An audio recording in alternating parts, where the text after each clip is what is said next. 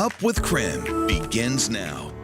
Right now on Up with KREM, we are coming up on 7 a.m. and the sun is up, but the wind is still here, and that's making it feel much colder this morning.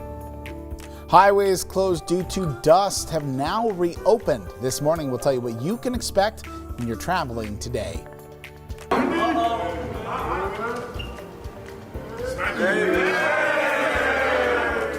What a beautiful sight. The Zags now in the Elite Eight. This morning, we'll take you through some of our favorite moments from yesterday's big game. As we take a live look outside this morning, let's take a look at that sunrise that almost seemed to take your breath away for a minute there. A beautiful start to the morning. Of course, over the past 24 hours, we know the wind battered the inland northwest. And we want to welcome you to Up with KREM this morning. I'm Joshua Robinson. This morning we have team coverage tracking those strong winds. Coming up in just a minute, our own Jeremy Legoo tells us if the winds are going to keep howling today. And Nicole Hernandez is giving us our first look at conditions outside this morning. But we do want to get straight to some breaking news this morning. Of course, the latest updates on thousands of people still without power in the inland northwest. Take a look at your screen. This is what the outages in our area are like right now. Avista is reporting about 6,000 customers are without power this morning. Looking now to Kootenai Electric, reporting more than 1,200 people without power this morning. The company reports 11 line crews are working to restore power, and the vegetation and management crews are working to clear trees today. And this morning, we're also looking at Inland Power, reporting over 500 customers without power throughout the region. Worth noting, all of these numbers have improved throughout the morning so far, so we'll keep you updated on the latest outage information throughout the morning here on Up with KREM on the CW22. But we do want to look outside because, Jeremy, obviously a very sensitive subject anytime wind rolls through, so a lot of people want to know, should we expect any more?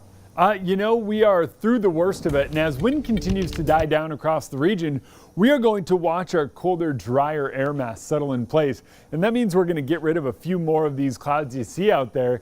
And as temperatures stay pretty cool early on this morning, we'll expect that wind to have a bit of a bite. We're sitting comfortably at 27 here in Spokane, 28 in Coeur d'Alene, 32 up in Sandpoint, and low 30s out in central Washington this morning. You factor in some of that wind, and it does feel like it's about 10 degrees colder across the region.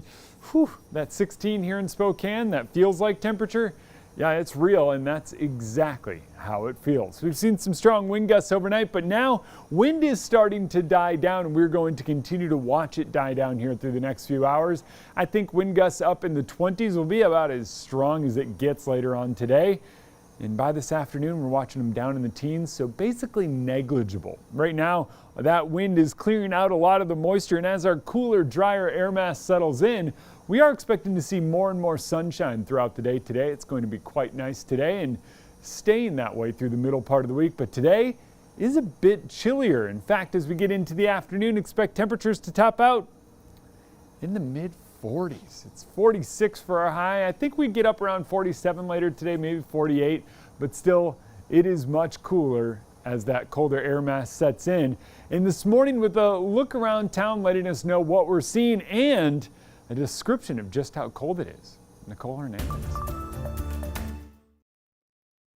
Yeah, Jeremy, good morning. I specifically went to grab my gloves because of just how cold it feels out here, and that wind is not helping at all. It has come down a little bit. We are now in North Spokane where it feels like we're kind of in a little bubble of no wind, but we still are feeling those small little gusts here and there, so it is still happening. But the biggest thing that we're noticing right now, I want to give you a look here. We are in Corbin Park and we can see this big pile of debris here. Things like this, these sticks, are what's actually on the roadways in some spots. So that's going to be your biggest trouble this morning. Make sure you're just careful. You're aware of what's on the road, paying extra attention this morning, because some of this stuff that's piled up here did get blown onto those roadways. So just careful of that. Make sure you grab your gloves, grab that extra jacket, because it is extra cold this morning, especially when that wind does kick up. So just be ready for that. And like Jeremy said, that will kind of decrease as the morning goes on. But if you are getting up and out of the house early this morning, that's what you want to be most careful of. Beyond those sticks on the ground, also just some extra leaves, extra pine needles and stuff, extra debris on the ground. But for the most part, you're good to go. The wind is not strong enough to cause really any trouble on the freeways, any pushing of cars out of lanes or anything. So you should be good to go in that regard. Live in Spokane, I'm Nicole Hernandez.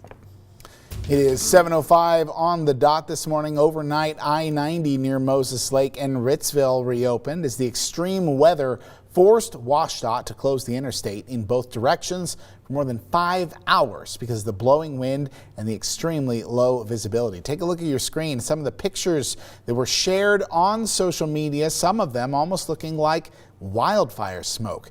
Central Washington had a pretty dry winter, and that is not a good combination with these high winds since it kicks up all the dust and reduces visibility on the roads.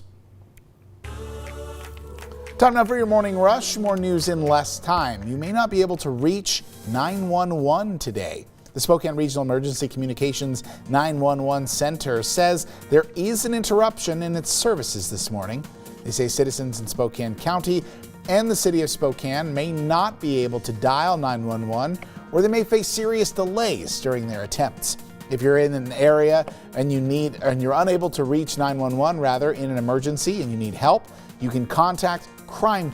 Take a look at the bottom of your screen. We've got that number for you right now. The Washington House has approved a measure that would ban the open carry of guns and other weapons at the Capitol and surrounding grounds. It would also ban people from carrying firearms at or near any permitted public demonstration across the state. The bill now heads back to the Senate for a final vote. A convicted serial killer from the inland Northwest has died in prison before his death sentence was carried out. Joseph Duncan died at the age of 58 after being diagnosed with terminal brain cancer. Duncan was sentenced to death in 2008 following his conviction for the May 2005 killing of 2 adults and 2 children in Kootenai County. Starting this Wednesday, Washington Department of Health will no longer require proof of vaccine eligibility with PhaseFinder. That PhaseFinder tool was an online questionnaire that patients were previously required to take to prove they were eligible for the shot. DOH leaders say they trust most people will continue to do the right thing and wait their turn. There is still time to weigh in on Spokane Public School District's online survey for the downtown stadium proposal. The public has until this Wednesday to share their thoughts. In 2018, voters approved a massive school bond, a portion of which funded a new stadium.